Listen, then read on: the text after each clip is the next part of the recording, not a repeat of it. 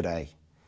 In a previous video, I shared with you how I set up the tooling required for students in my classroom to conduct their own destructive testing of 3D printing structures. I stated in that previous video that the experiment had been a huge success in the classroom, which had been adopted with a lot of enthusiasm. One of the things I learned from preparing and facilitating that experiment was that I under-engineered my tooling and equipment for the task. While my Arbor Press that I purchased is capable of a maximum downward force of 500 kilograms, that didn't stop my students from trying to get 30 tons out of it. And as a result here, you can see my angle brackets are bent here. The Arbor Press no longer sits flush. This is a direct result of me failing to anticipate the amount of enthusiasm that my students were going to try and force through this little mechanical device. I got another Arbor Press, and this Arbor Press is going to be strengthened to suit the needs of the students. And this Arbor Press, which has faced the abuse of a few rounds in my classroom, is going to remain here with me for the video series that I'm going to bring you over the next 12 months or so. I'm going to take a look now at how I'm going to prepare my Arbor Press with the load sensor for the upcoming videos, where I'm going to be doing some destructive testing of 3D prints to explore 3D printer settings, their impact on strength. If you're unfamiliar with an Arbor Press, it consists of a clamp type setup with a rack and pinion gear.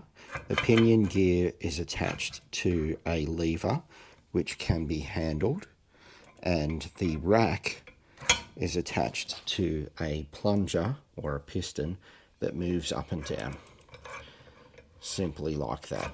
And what this does is it allows you to exert a force onto a body. The focus of this video today is to manufacture a cradle and a piston end in a specific manner so that I can put a controlled amount of force in a specific location of the parts that I'm going to be testing. I'm going to make some measurements, I'm going to draw a bit of a rough sketch, create a CAD drawing, and ultimately 3D print my cradle and I need to find out what the name is for that part, end piece. Having not come prepared with a notepad, I've got the box that my S-type load cell was delivered in, and I'm going to sketch my pieces on that. So I want my basic shape to look something like this.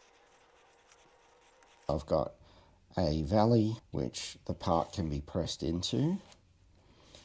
This part here is going to sit nicely on top of the load cell, which is going to go in here.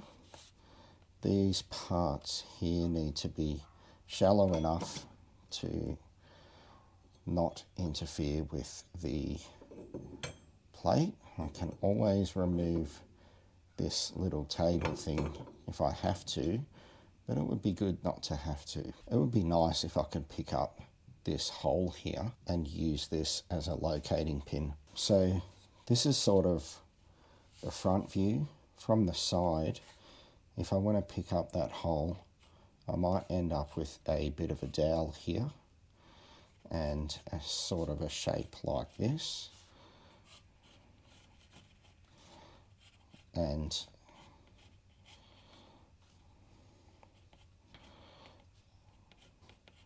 I've got a little slot here which I'll be able to rest my test piece into. So the test piece can come into the little slot there, and that will mean that when I press with force down onto here, it won't slide sideways. And if I can locate into this little hole here, that means that it shouldn't slide backwards and forwards, and it should be fairly controlled. And then I need a piece for the end of the rack, which I just want to be a simple cap, which is going to slot into the end.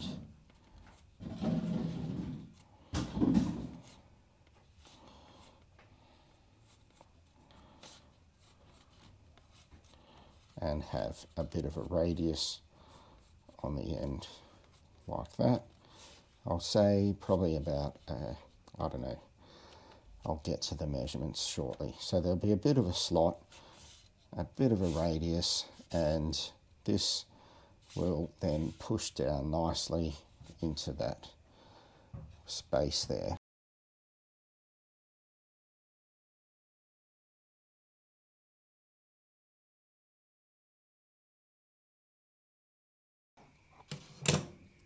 This is what a lot of my projects start out as, really rough and ready sketches on whatever piece of material that's easy to draw on was available to me at the time.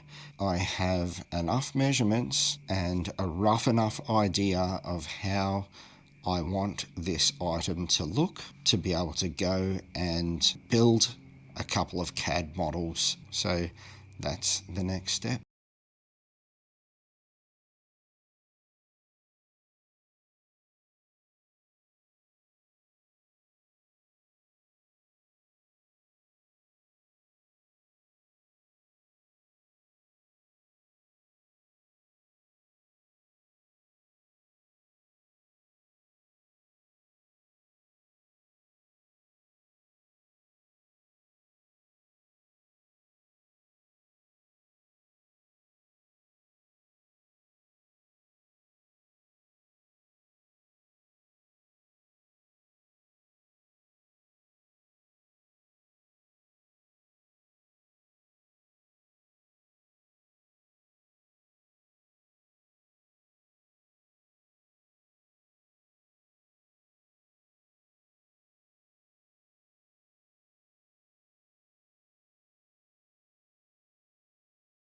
All right, it's been several hours. I drew my part up and 3D printed it. It took around 2 hours to 3D print these parts, and they fit absolutely beautifully on my press. The press tool fit snugly on the end of the Arbor Press rack there, and the die fits perfectly on top of the load cell. I was able to pick up the 10mm hole in the middle there to locate the die onto, so everything lines up just nicely. You can see there that the press tool aligns nicely with the die, so I'm really pleased with the result of this. So that's my punch and die setup that I'll be using to do the destructive testing series of videos, and they're going to be coming out in dribs and drabs. I'm really looking forward to this series of videos where I'm going to share with you some engineering principles, and also I'm going to explore some of the different properties and settings of 3D printing, and some of the results I have no idea what I'm going to find, so I'm going to be learning with you as I go. So please keep coming back and looking out for more of this content if you like it, and if you've got ideas of different ways that I could utilize this testing station, chuck a comment there and I'll try it out. See you later.